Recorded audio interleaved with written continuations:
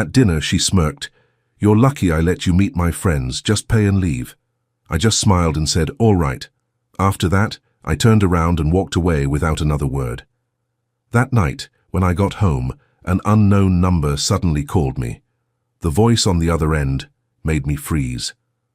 Then Olivia turned to me with that smug look on her face. "You're lucky I even let you meet my friends," she said, her voice full of attitude. "Pay the bill and leave." The table went silent, and I could hear a few chuckles. All eyes were on me. I stood up, paid my share, and walked out. The door closed behind me, and I didn't look back. As I walked to my car, I felt lighter. This was over. I was done. What I didn't expect was that night something would happen that would change everything. I've always tried to stick to my principles. I wasn't born into money, but I worked hard for a stable job and a good life. I manage a project team in a tech company, steady pay, good opportunities, but I don't let money or status define me. I believe in self-respect, and I've never been the type to beg for anyone's approval. At first I was drawn to her charm, but soon I started seeing the cracks. Olivia wasn't who I thought. She craved attention, always comparing me to others, making me feel inferior. I wasn't going to beg for her approval or be her backup. Olivia's friends were just as shallow, caught up in designer brands and luxury vacations. They didn't care about anything real. Olivia made her usual snide comments. I stood up and walked out. One of her friends made a comment about employees not getting ahead. Olivia nodded, and I could feel the tension in the air. I'd had enough. It wasn't about the money or how they saw me. It was about respect. I didn't deserve to be treated this way. Olivia might have thought I was just some guy to show off to her friends, but I wasn't. I decided it was over. I paid my share and walked out. As I drove home, I felt a strange sense of relief. I had walked away from something that wasn't worth my time. But that wasn't the end. I knew Olivia would call. She'd probably try to apologize or beg for another chance. But I wasn't interested. What happened next, though, was the real twist of the night. I wasn't angry as I left. I just knew it was over. Olivia's game had gotten predictable, but I couldn't shake the feeling that she'd call. I got home, threw my keys on the counter, and sat on the couch. I wasn't in the mood for TV, so I just sat there, drinking a beer and letting the silence settle. It felt good, like I was finally free from pretending. Around 9 p.m., just as I was about to call it a night, my phone buzzed. Unknown number. I didn't need to check. I knew who it was. It rang twice, then stopped. I figured she'd leave a voicemail, but nothing came. For a second, I almost let it go, but I knew. This was it. The moment. I redialed. Olivia's voice answered, shaky. "Michael?" I didn't respond right away. I just waited, letting the silence hang. "Michael, please don't do this. I'm sorry. I didn't mean it, okay? I didn't mean to hurt you." Her voice was rushed, panicked. It wasn't confident. It was the voice of someone who'd lost control and was scrambling to get it back. I could hear her breathing, but none of that mattered anymore. "I'm sorry, Michael. I really am. I was just testing you. I didn't mean what I said," Olivia continued. "Please, can we forget about it? Can you come back and we'll talk?" I let out a breath. "Olivia," I said, calm but firm, "it's not about what you said. It's how you've treated me from the start. You think I didn't notice? You think I didn't see what was going on?" I heard her take a shaky breath. She was silent for a moment, but I wasn't done. "You never respected me, Olivia. You used me to fill some empty space, and when I didn't fit your idea, you pushed me aside. I'm not your backup plan. I'm not someone to boost your ego." There was a long pause. I could hear her breathing, but no immediate response. Then she whispered, "I just wanted to feel important." I shook my head. She was still making it about her. "I get it, Olivia. You want to feel special, but you don't get to treat people like crap just because you're insecure. You don't get to make me feel less just because our priorities don't match." It was quiet for a long time. Too quiet. I could almost hear her mind racing, probably trying to figure out her next move. But I wasn't playing anymore. "Look," I continued, my voice a bit colder now, "I've spent enough time trying to make this work, trying to figure out where I fit into your world. But I don't want to fit into your world. I want to be in a place where I'm respected, where I don't have to prove myself just to be good enough."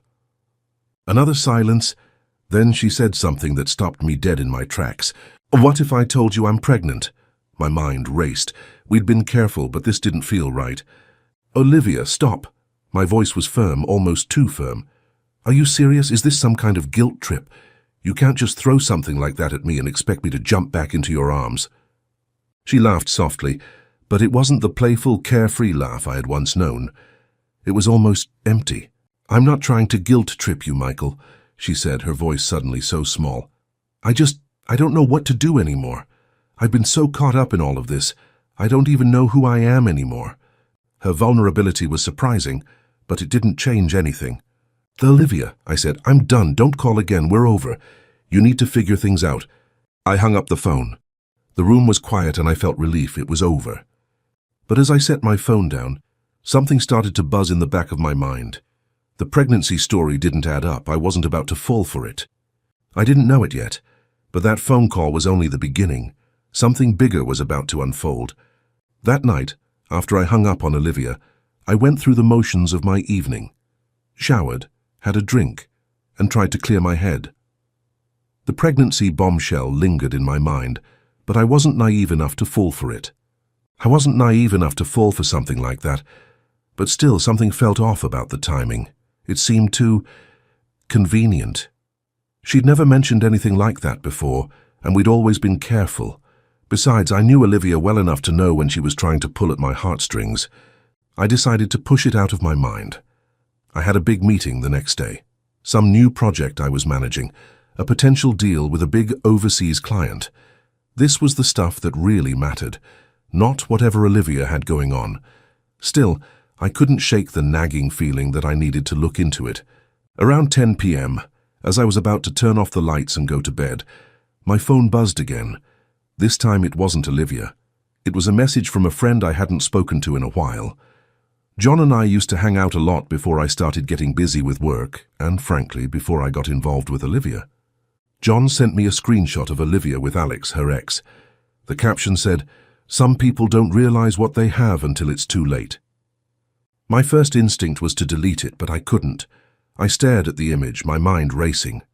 Olivia and Alex? I'd known she'd been close with him, but I didn't know how close, and I definitely didn't know how recent it was. Could she have been with him when she was telling me she was pregnant? Was the whole thing a manipulation tactic? It dawned on me that Olivia wasn't just playing games. She was trying to manipulate me. She was trying to get back with Alex, and that whole pregnancy story was likely a last-ditch effort to pull me back in as a safety net.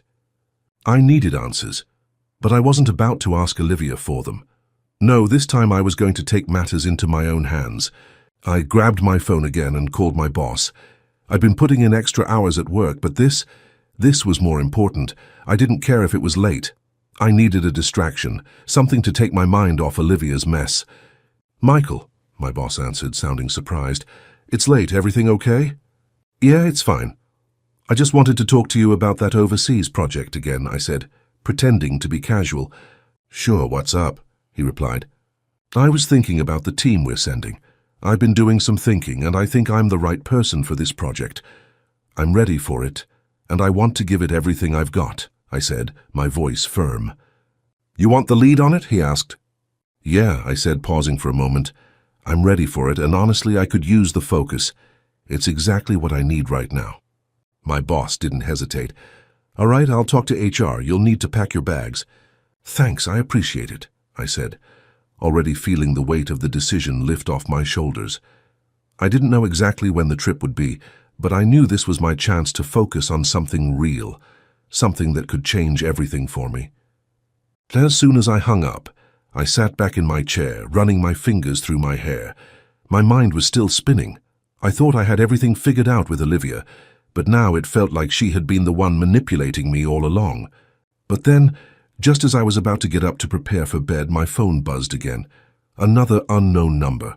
I almost didn't answer, but something told me I should. "Hello?" I said, my voice sharp. The voice on the other end was shaky, almost frantic. "Michael, it's Olivia. I need to tell you something you don't know." I sat up straighter, suddenly alert. "What is it?" There was a long pause before she spoke again. "I lied to you. The pregnancy test, it was false. I wasn't pregnant." I felt my stomach drop. It wasn't just about the pregnancy. It was everything. She'd lied about us, about her feelings. Why? I asked, my voice low. I wanted to keep you around, Michael.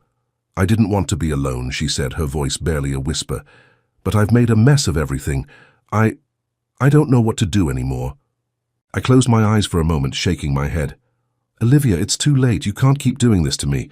You've burned every bridge. There was silence on the other end, and then she spoke again, almost pleading. Michael, please, I can't lose you. But I didn't need to hear any more. I took a deep breath and said what I knew needed to be said. Goodbye, Olivia. I hung up, and this time, for the first time in a long time, I felt a sense of finality. It was done. I had a new opportunity ahead of me, and I wasn't going to let anything or anyone hold me back. This was my chance to move forward, and I wasn't going to waste it. A year passed. I had moved on, and life had moved forward just as I knew it would. The opportunity to work overseas had turned out to be everything I needed and more. It wasn't just a professional breakthrough, it was a personal one too. Being away from the drama of my past life, from Olivia and all the chaos she brought, gave me the clarity I'd been craving. The project I'd been sent to manage was a success beyond anyone's expectations. I'd been promoted twice during my time abroad, and my confidence had skyrocketed.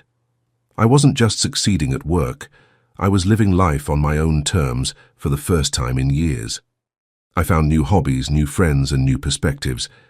6 months later, I had changed. I was stronger, focused, and more at peace. But the past, as it always does, had a way of catching up with me. I didn't approach her. She came to me. Michael, she said, her voice tinged with regret, I didn't expect to see you here. I gave her a nod, unsure of how to react. I didn't hate her, but I didn't need to pretend everything was fine between us either. Hey, Olivia. Her smile faltered. She took a deep breath. Look, I know you've probably moved on, and I get it now. I was stupid. I messed up, and I'm sorry. I wasn't the person you needed me to be, and I ruined everything. I didn't say anything at first. It was hard to find the right words. I had moved on, sure, but hearing her say that, finally taking responsibility, wasn't as satisfying as I thought it would be. It didn't change anything. She continued, her voice soft and almost pleading. I was so caught up in everything that didn't matter, and I didn't realize what I had until it was gone. You were right all along. You deserve someone who respects you, not someone who just tries to fit into a world that doesn't understand you. I'm sorry I didn't see that sooner. I didn't respond. It didn't change anything. Finally I spoke, my voice steady. Olivia, you had every chance, and I gave you that, but I don't have time for this anymore. I've moved on. I'm not the same guy I was when we were together. I've learned a lot, and I've grown. She nodded slowly, a tear threatening to fall. I know, I didn't expect you to be so, well, okay. I smiled, not out of malice, but just a sense of finality. I'm not just okay, Olivia. I'm finally in a place where I don't need to look back. She looked at me for a moment longer, like she wanted to say something more, but she didn't. Instead, she gave a faint nod and walked away. That was the last time I saw Olivia. She faded from my life, and I didn't look back. I didn't need to. A few months later, I met someone new. Her name was Emma. She was sharp, thoughtful, and her humor matched mine perfectly. She didn't play games, and she wasn't interested in pretending to be something she wasn't. We had the kind of connection that felt real. No manipulation, no facades, just two people who were genuinely on the same page. Our relationship wasn't perfect, but it was honest. And that's something I never had with Olivia. One evening, Emma and I were sitting on the balcony of my apartment looking at the city lights. I realized how much I had changed, how much better things were now that I was free from all the drama and toxicity. I was no longer looking over my shoulder, wondering what Olivia was doing or who she was with. I was focused on the present, and in that moment, I knew I had made the right decision. I thought back to that night with Olivia. Her cruel words, her attempts at manipulation, and the way she had tried to use me to fill her own void. It was all so clear now. It wasn't love. It was something else. I didn't need her, and I was better for it. Sitting with Emma, I felt at peace. The past was behind me, and the future looked better.